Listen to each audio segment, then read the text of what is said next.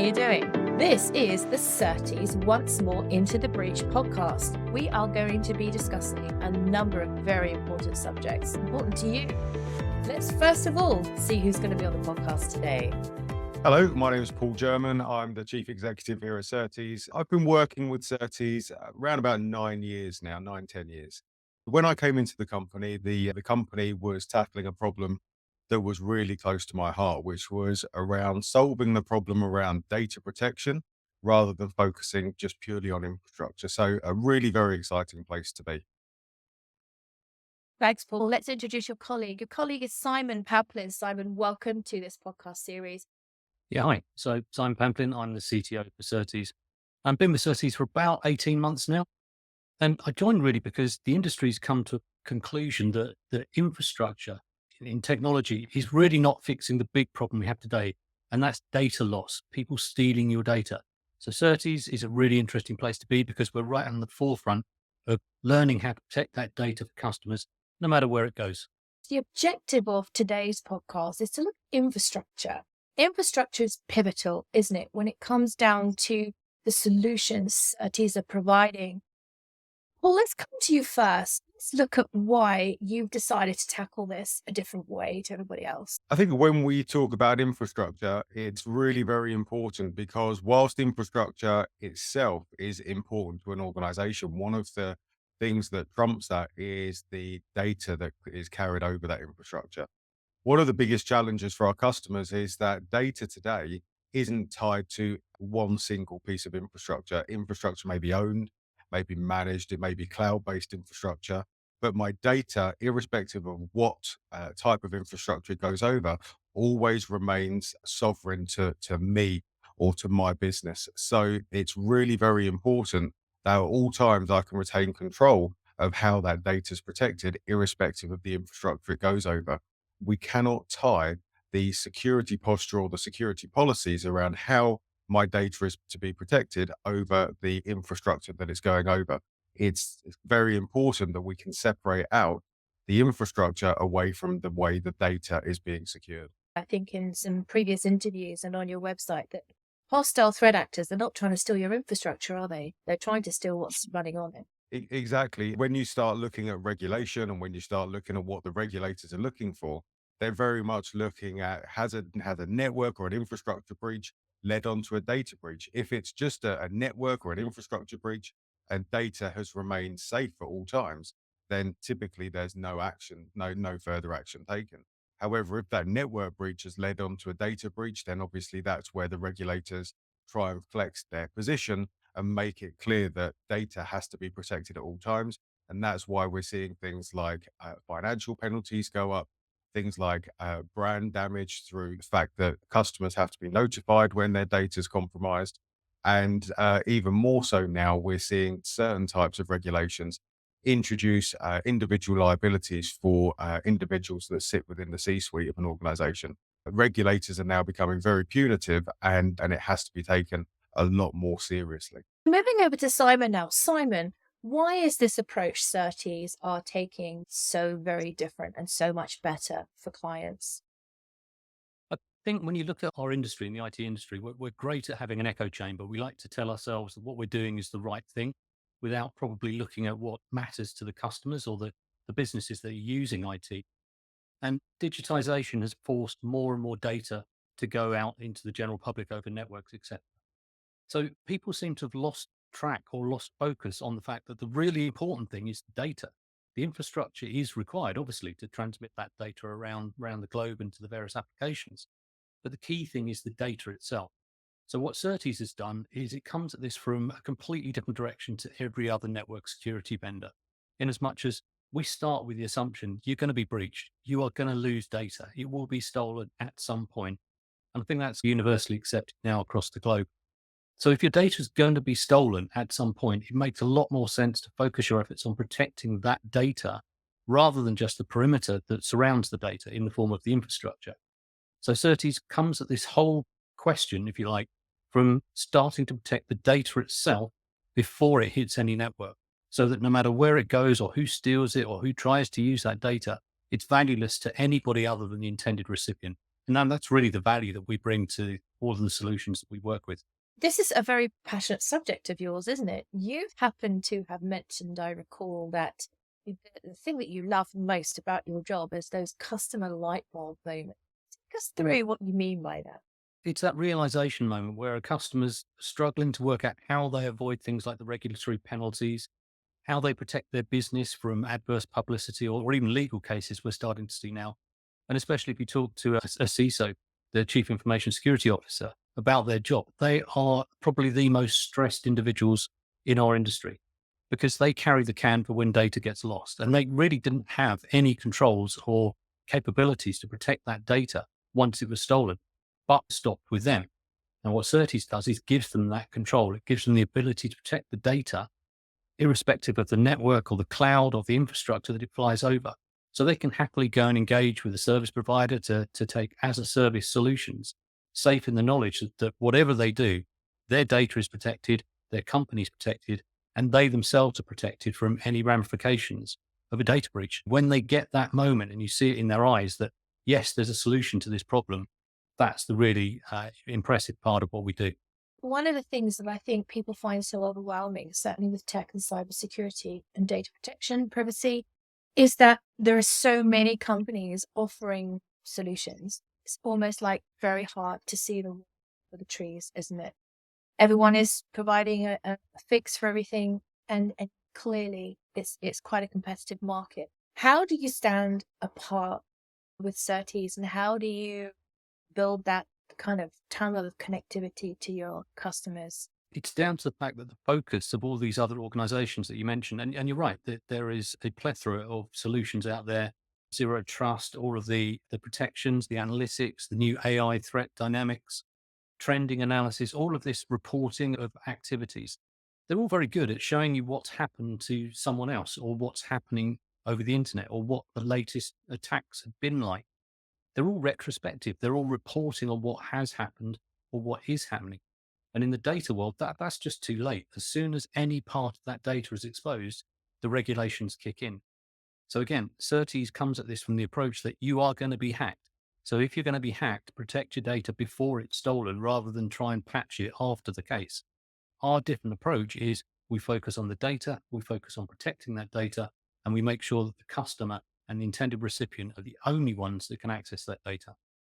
I think just touching on one point that Simon made about the reactiveness of the approaches that are deployed by many customers today. It's all about when either a breach is just about to happen or when a breach has happened, and trying to mitigate the that breach as quickly as possible in this sort of recognize, react, remediate type of model.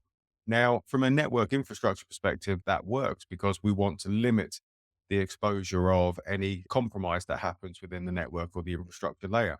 However, once you start moving into data and data regulation, it's too late. As soon as the first packet is exploited, or as soon as the first packet is exfiltrated by a bad actor, then you are in breach of regulations. And that's where it's very different, and why a totally different mindset is needed when you're looking at introducing a robust data security posture versus an infrastructure security posture. And one of the key things to remember here is that when you start looking at cyber as a whole or as a requirement within our customers, it's certainly not that there's one solution fits all in terms of one vendor being able to provide all of the necessary features, functions, and benefits that a customer will need. It's a defense in depth model, which is made up of a number of different vendors, which by working together will be able to deliver the end to end capabilities that a customer needs. Now, there are many very necessary infrastructure based vendors out there that provide very necessary controls within the infrastructure components of a customer's environment. However, where Certes fits in nicely is that we tackle that data security issue in a very rounded and robust way. We've got a number of capabilities that mean that we can sit transparently alongside the infrastructure controls that customers deploy within their environment. So we're very friendly from that perspective in terms of becoming a very useful capability within the customer's environment, which is really very important. Because I'm sure some of the listeners today will be sitting there thinking, oh no, not another vendor that I've got to work with, or not another control that I've got to deploy.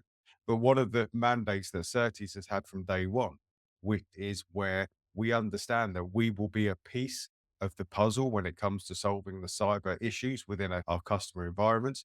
So we play very nicely in terms of being able to export meaningful data into SIM applications for reporting and observability functions. But also, we have a high level of programmability on our front end so that we can be integrated into some of the control mechanisms like AI and ML so that we can become much more dynamic and robust as part of a customer's journey, as Simon called it, digitization journey.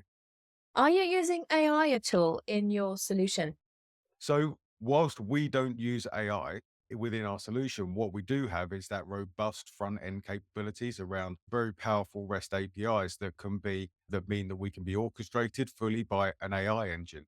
There's some really very capable AI engines out there. And for us to go and develop our own would be really just a waste of time. We've ensured that we can become very functional as part of that end to end cyber capabilities that customers are looking for. So, if you are using an AI engine today to use observability data to gather that data to be able to understand A, what is happening, but B, what could happen within your environment, and be able to react much more quickly to either potential threats or current threats, then what can happen is using that AI, we can, as a Certes function, we can be programmed dynamically without impacting the flow of data to introduce certain policies that may be beneficial to the current posture of a customer's environment. So, to simplify that, it may be that your AI detects that there is a certain data flow that looks erroneous in its behavior. It may be that the customer wants to take a further look at that. So use something like a layer 7 DPI engine. Now, the fact that the data is protected means that from a layer 7 DPI perspective, that data can't be looked at. What we have some customers doing is using AI to dynamically push a fine grained policy into the Certes solution, just allowing that data flow to be unprotected for maybe just a period of seconds, so that unprotected data can then be sent to either an online or an offline DPI engine so that the DPI engines can ascertain exactly what's going on within the application layer. And that's a real example of security companies coming together to enable that full end to end or full stack set of security capabilities that our customers are looking for. With everybody now moving to the cloud, how is that transition within business in general affecting the solution you can provide? For us, it's really indifferent because we've taken an approach that we decouple our technology away from the underlying infrastructure. Whatever infrastructure decisions our customers are making, they can be sure that Certes will be complementary to the decisions they make. So whether it's a move to the cloud, whether it's adoption of a technology like SD-WANs, moving away from traditional WAN type deployments, whether it's moving away from an in-house managed solution to an outsourced managed solution, it's all something that is very simple for Certes because of that transparent approach that we've taken to deployment of our technologies. Simon, when you think that data within organizations, potential customers, is fragmented, it's everywhere. Sometimes it's very messy and not the kind of OCD landscape we would all love to have. How do you work with that as a provider? That's a very good question. And that is the typical nightmare or headache that most IT security departments have. As you say, data's everywhere. And we talked about the cloud, we talked about on premise. Data is just spreading all over the place. And how on earth do you keep controls and wrap your arms around that data? Well, to be fair, what you have to do is have a completely different approach. Now, we use DPRM, which is data protection and risk mitigation. And that is a business risk mitigation solution rather than an IT technology. So, whilst you're saying that data is everywhere and data can travel everywhere, it's all about a business. It's about what the business is doing with their data to run their business. So, at some point, it originates from that organization. That's the point at which we put protection around that data. And from there on, for the rest of the journey and the life of that data until it gets to its intended recipient, it is protected and invisible effectively to anyone else but the intended recipient.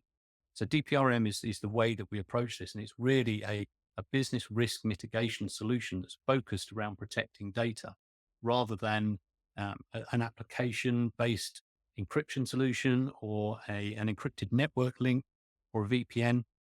All of those solutions are just protecting infrastructure or protecting connectivity. They really miss the fact that the connectivity is there to deliver the data to the end user or to the application. And it's the data that's the important thing. Now, data, as you said, can be anywhere, could be in the cloud, could be on premise, etc. To be able to control that through a single policy that business can define is really the value we bring, because we take the headache away of what applications are going to. Is it on premise? Is it in the cloud? Is it going through a service provider? Is it a local connection? All of that becomes largely irrelevant, because as long as that data is protected, only the intended recipient can get to it.